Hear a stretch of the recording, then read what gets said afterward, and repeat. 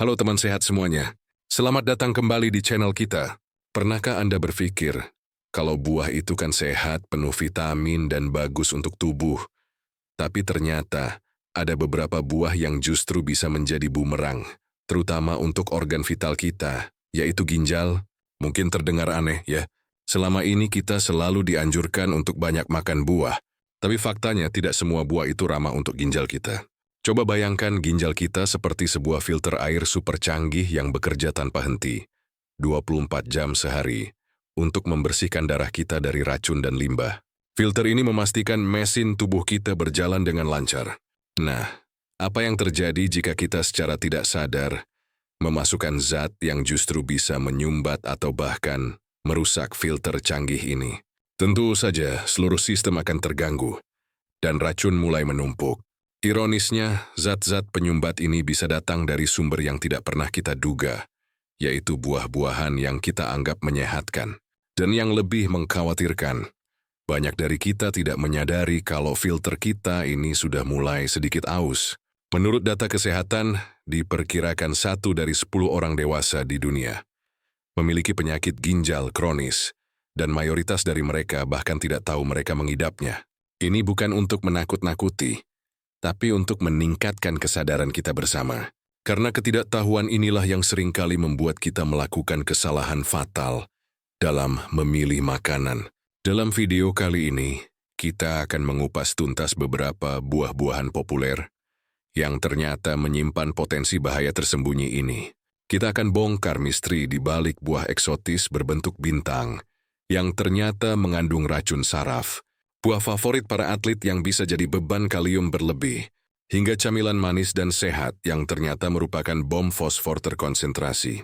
Kita akan pelajari apa saja kandungan di dalamnya yang perlu diwaspadai, siapa saja yang paling berisiko, dan bagaimana cara bijak mengonsumsinya, agar kita tetap bisa mendapatkan manfaat buah tanpa membahayakan ginjal kita. Jadi pastikan tonton sampai habis ya, karena informasi ini sangat penting untuk kesehatan jangka panjang Anda dan orang-orang yang Anda sayangi. Buah pertama yang akan kita bahas adalah buah yang bentuknya sangat cantik seperti bintang, yaitu belimbing. Siapa yang tidak suka belimbing? Rasanya yang segar, asam manis, dan kandungan airnya yang banyak membuatnya jadi favorit banyak orang. Apalagi kalau dibuat jus di siang hari yang terik. Belimbing juga kaya akan vitamin C dan antioksidan. Dari penampilannya yang menarik dan kandungan nutrisinya, sepertinya tidak ada yang salah dengan buah ini.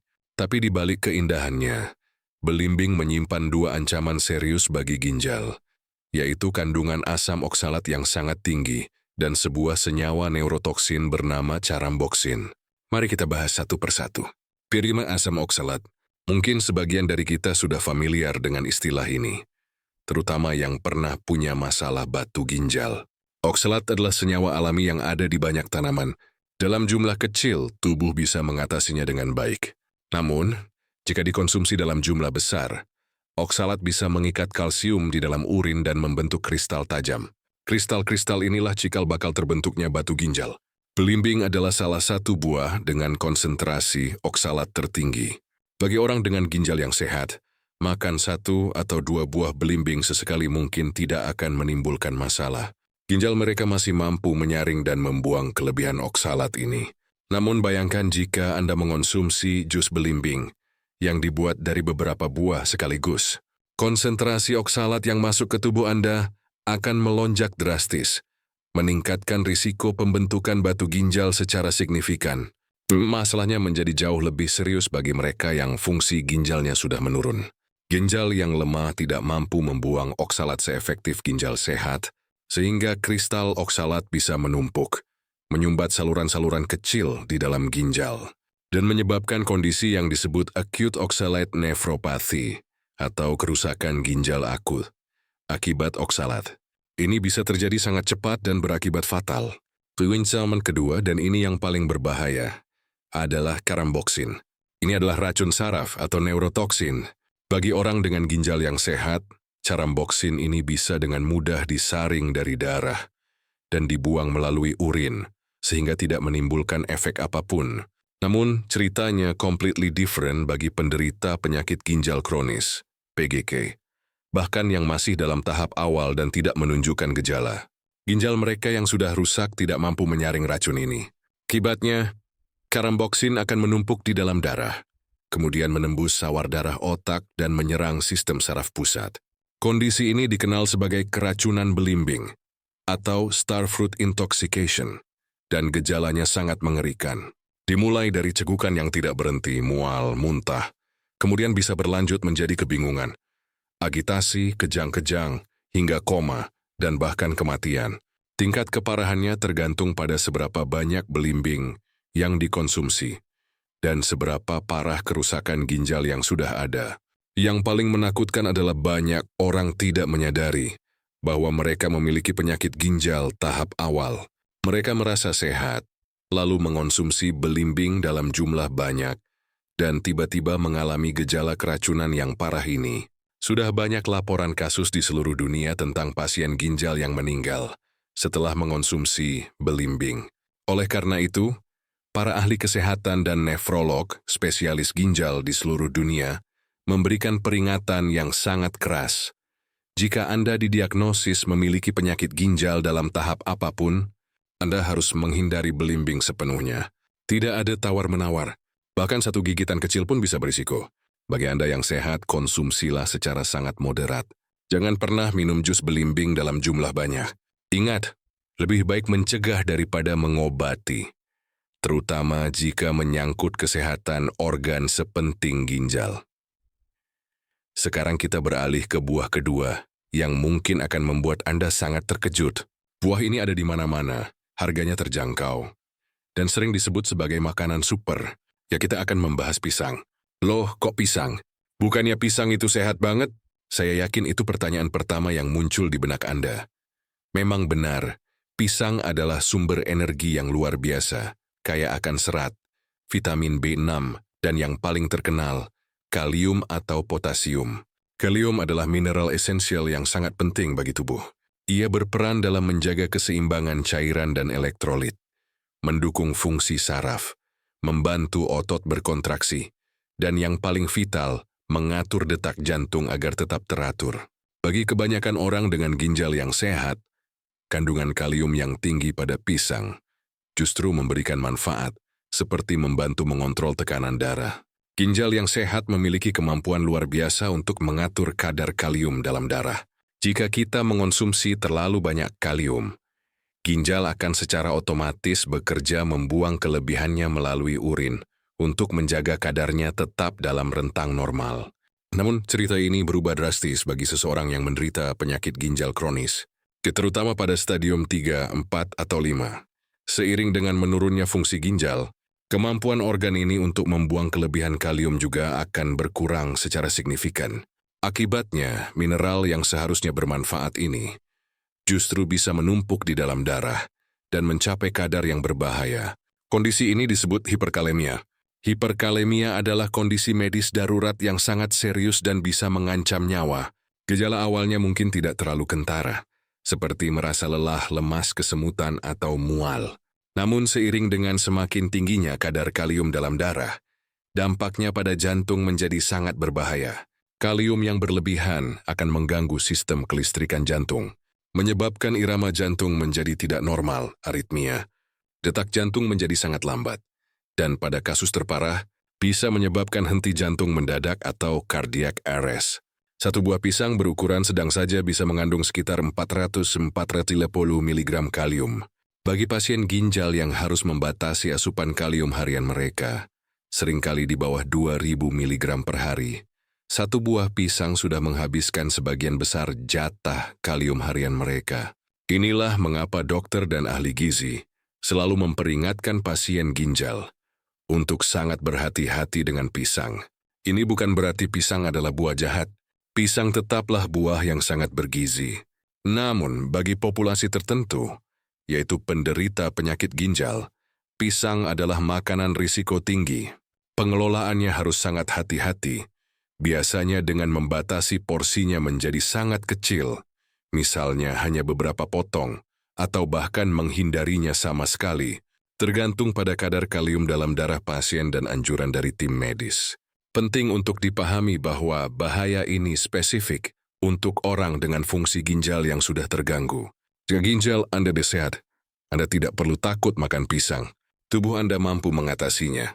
Namun video ini bertujuan untuk memberikan edukasi yang komprehensif, bahwa makanan yang sehat bagi satu orang bisa menjadi racun bagi orang lain.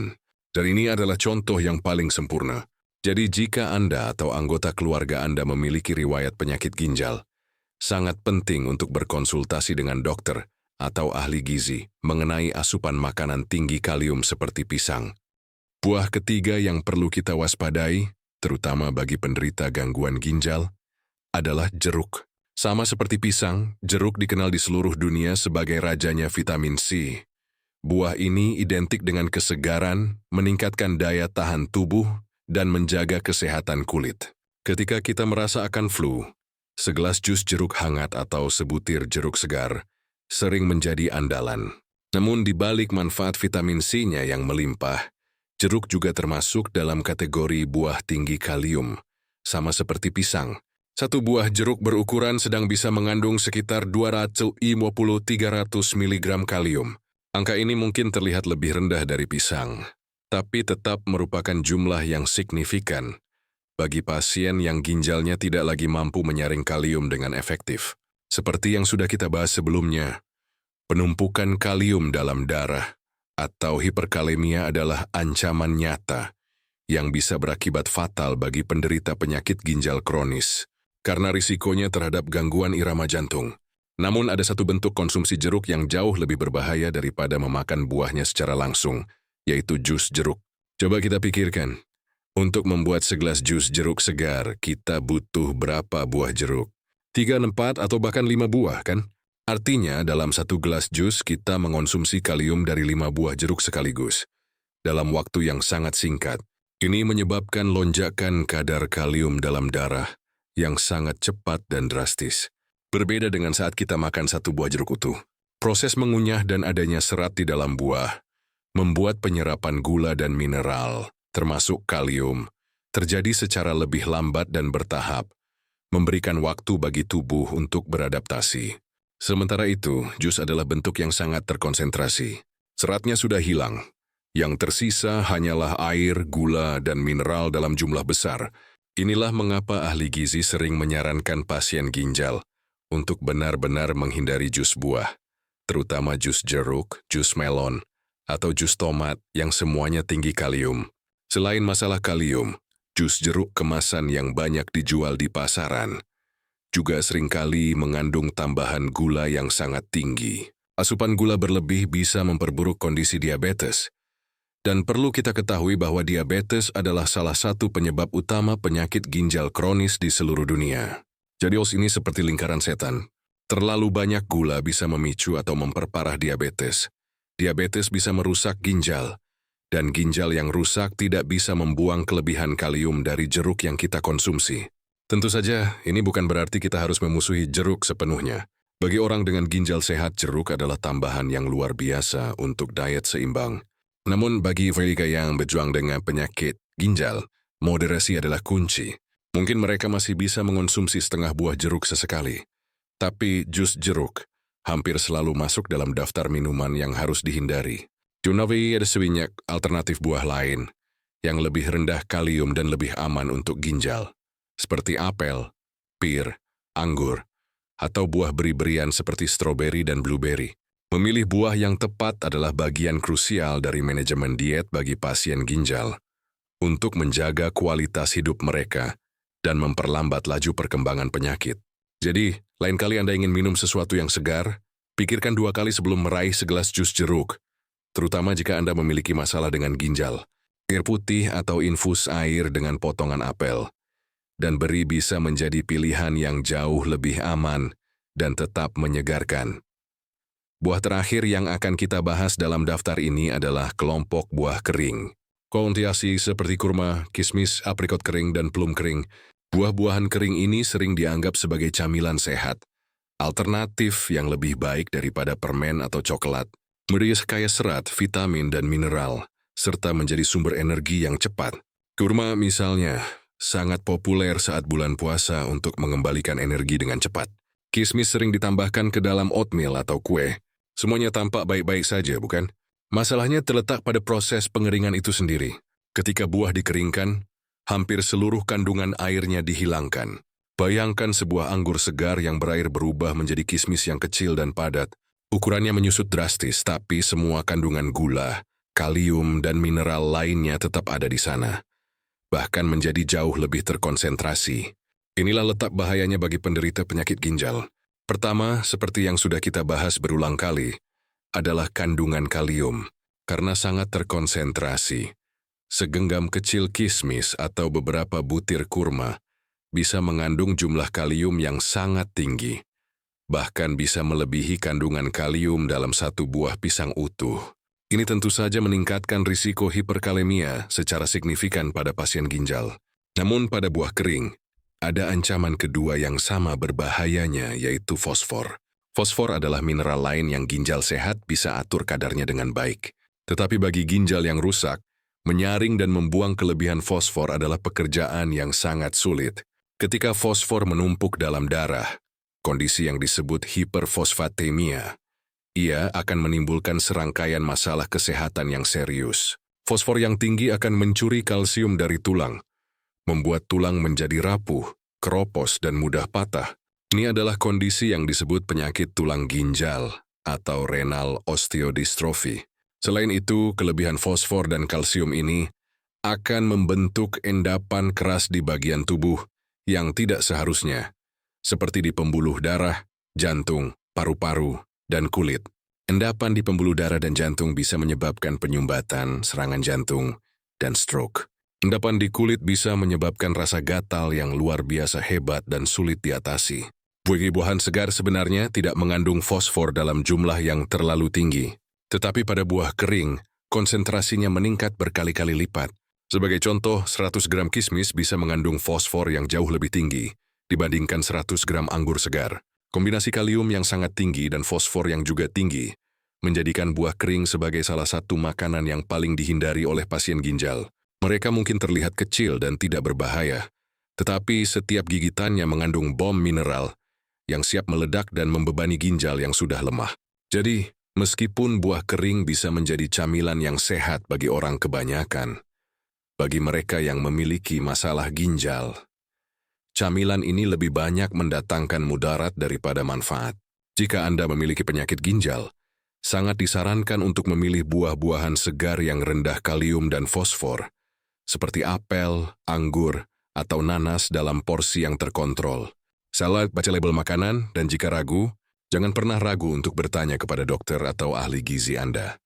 Jadi, teman sehat, itulah tadi pembahasan kita mengenai 4 jenis buah yang ternyata bisa berbahaya bagi ginjal jika dikonsumsi secara tidak bijak. Kita sudah membahas belimbing dengan kandungan oksalat dan neurotoksinnya yang berbahaya. Lalu ada pisang dan jeruk yang meskipun sehat, kandungan kaliumnya yang tinggi, bisa menjadi ancaman bagi penderita penyakit ginjal. Dan terakhir, kelompok buah kering seperti kurma dan kismis, yang kandungan kalium dan fosfornya menjadi sangat pekat setelah proses pengeringan. Penting untuk saya tekankan sekali lagi, tujuan video ini bukanlah untuk membuat Anda takut pada buah-buahan. Bagi kita yang dianugerahi ginjal yang sehat, buah-buahan ini, kecuali belimbing yang memang perlu ekstra hati-hati, tetap bisa memberikan banyak manfaat jika dikonsumsi dalam jumlah yang wajar, sebagai bagian dari pola makan seimbang. Kuncinya adalah moderasi dan pengetahuan. Namun, bagi saudara-saudara kita yang sedang berjuang dengan penyakit ginjal kronis, informasi ini bisa menjadi penyelamat hidup. Pengetahuan tentang makanan mana yang harus dihindari dan mana yang harus dibatasi adalah pilar utama dalam manajemen penyakit mereka. Mengabaikan pantangan diet ini bisa berakibat fatal. Oleh karena itu, pesan terpenting dari video ini adalah kenali kondisi tubuh Anda. Lakukan pemeriksaan kesehatan secara rutin, termasuk pemeriksaan fungsi ginjal. Terutama jika Anda memiliki faktor risiko seperti diabetes, tekanan darah tinggi, atau riwayat keluarga dengan penyakit ginjal. Dan yang paling penting, jangan pernah mendiagnosis diri sendiri atau membuat perubahan diet drastis hanya berdasarkan informasi dari internet. Video ini adalah sebagai pembuka wawasan.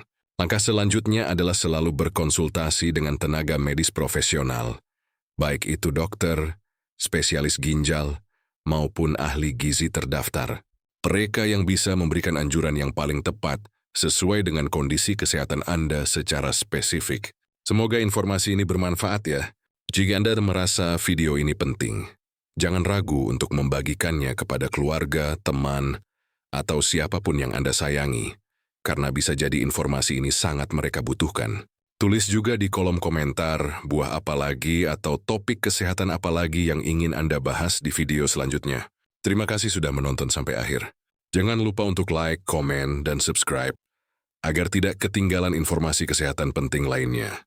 Tetap sehat, tetap bijak, dan sampai jumpa di video berikutnya.